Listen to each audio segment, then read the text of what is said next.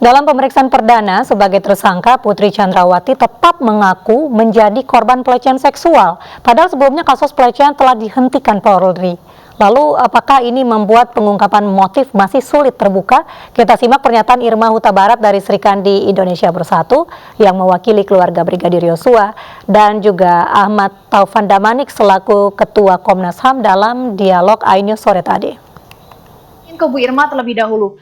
Ada beberapa hal dari pemeriksaan Ibu Putri yang malah memunculkan pertanyaan lebih lanjut. Yang pertama, Ibu Putri tetap mengaku sebagai korban pelecehan, padahal kasus pelecehan seksualnya sudah dihentikan. Kemudian Ibu Putri membantah keterlibatannya dalam pembunuhan Brigadir Yosua, padahal di awal sudah disebutkan bahwa sidik jari dan DNA Ibu Putri ditemukan di TKP. Anda sendiri melihatnya seperti apa, Bu Irma? Sebenarnya dari yang kamu jabarkan tadi itu sebenarnya sudah tahu bahwa kita ini lagi dibohongi lagi. Itu kan keterangan dari seorang pembohong yang selama 30 hari pertama itu memberikan keterangan palsu, sehingga semua akhirnya dari mulai Kompolnas, Komnas HAM, Komnas Perempuan, LPSK itu semua mengikuti senario dari pelecehan seksual dan tembak-tembakan yang ternyata nonsens. Terus sekarang diulangi lagi kebohongan itu. Apakah kita harus percaya kepada satu, dia tersangka, dua, dia terlibat dalam pembunuhan, tiga, dia sudah membohongi 270 rakyat Indonesia?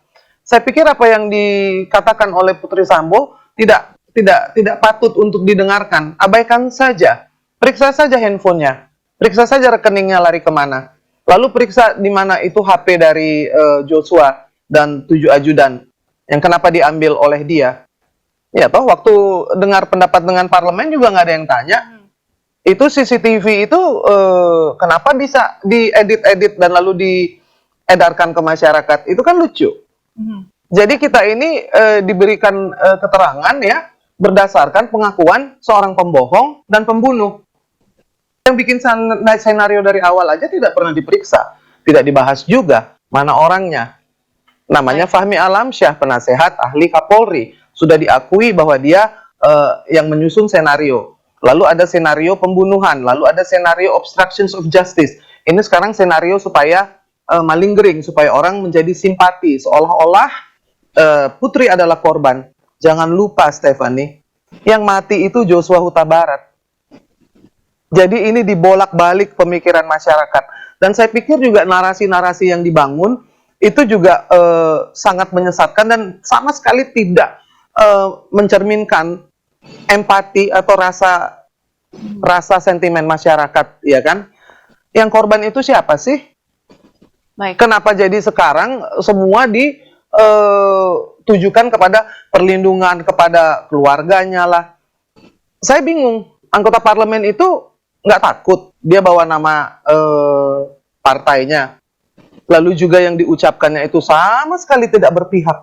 Tidak berpihak kepada yang lemah, tidak berpihak kepada korban. Semua berpihak kepada kesejahteraan dari keluarga Sambo. Yang dari awal sudah mencoba menyuap LPSK. Ya. Saya nanya, yang diundang-undang bersama LPSK itu nggak mungkin nggak terima amplop dong. Baik. Saya undang 5 orang, satu saya kasih, 5-5-nya dikasih dong. Baik. Cuman yang mengembalikan hanya satu, kan itu diklarifikasi dulu gitu loh. Lalu ketika narasi itu mengiring kepada lagu lama yang sudah tidak laku, itu patut dipertanyakan. Baik. Nggak perlu dibahas, kita tahu aja, oh ini senario lagi. Terhadap Ibu Putri, apakah Ibu Putri juga sempat mengakui hal yang sama, tetap bersikukuh bahwa dirinya adalah korban pelecehan seksual, Pak Taufan? Ya, mungkin saya perlu jelaskan dulu dari awal ya. Komnas HAM nggak pernah 100% percaya sama keterangan Ibu Putri sejak awal. Bahkan dalam pemeriksaan pertama yang kami lakukan, kami datang ke keluarga, menemui Pak Samuel, istrinya, dan seluruh keluarganya yang di sana. Kemudian mewawancara, meminta keterangan dari Vera. Baru kita masuk. Salah satunya kemudian kita memanggil ADC. Dalam pemeriksaan pertama ADC, itu apa yang dibangun pertama sudah ketahuan bohongnya. Dalam rilis yang mereka sebutkan pertama kan dikatakan bahwa pelecehan seksual itu disertai dengan perodongan senjata. Tapi para saksi-saksi, Barada E, Ricky, dan lain-lain itu, ketika saya periksa, mereka tidak melihat itu ada penodongan. Juga tidak melihat apa yang namanya pelecehan.